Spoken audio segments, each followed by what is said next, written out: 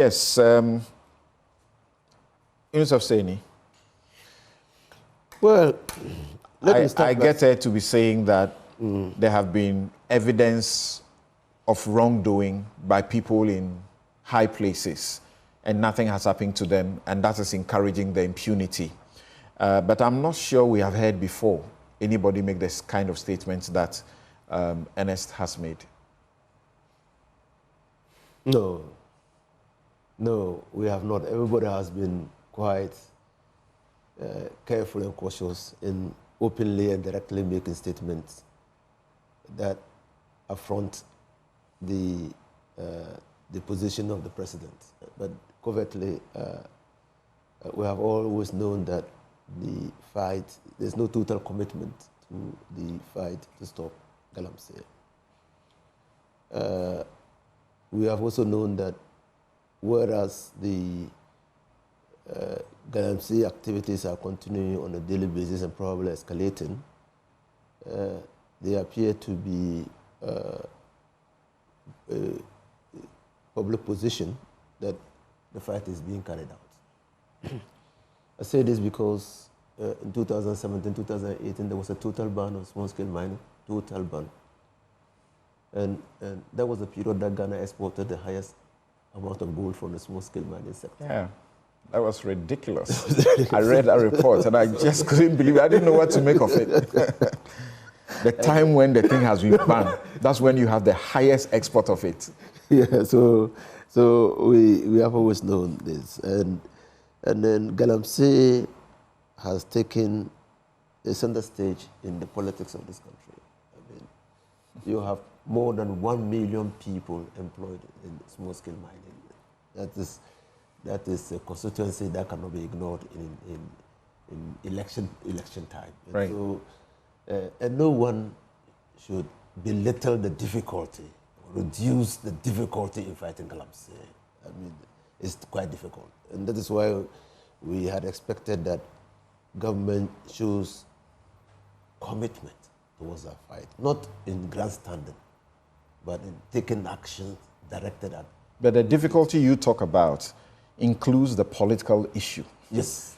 So that while President Akufo-Addo, even if it is grandstanding, is saying we are cracking the whip on it, then Mahama goes on the campaign trail and says we will give amnesty.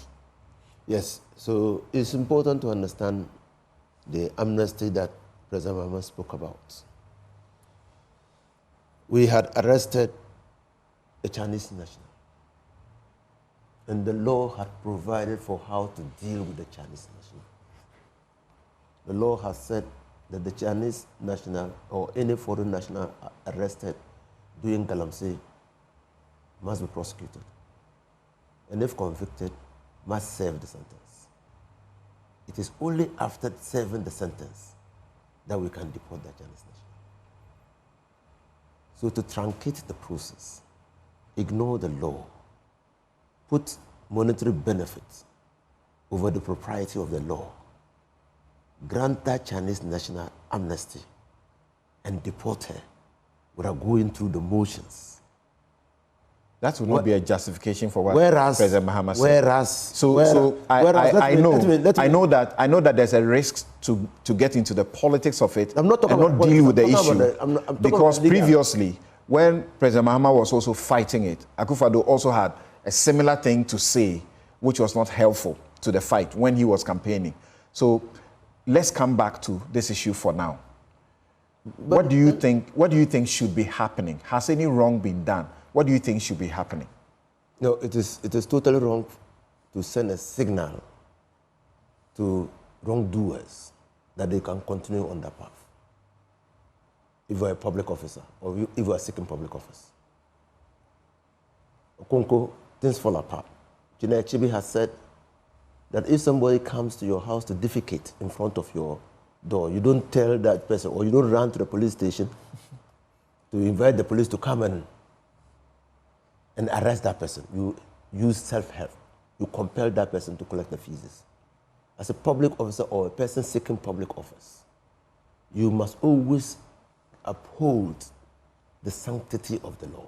Does it matter that he was not talking to Galamseyers, but he was talking to miners who have license and who are being harassed.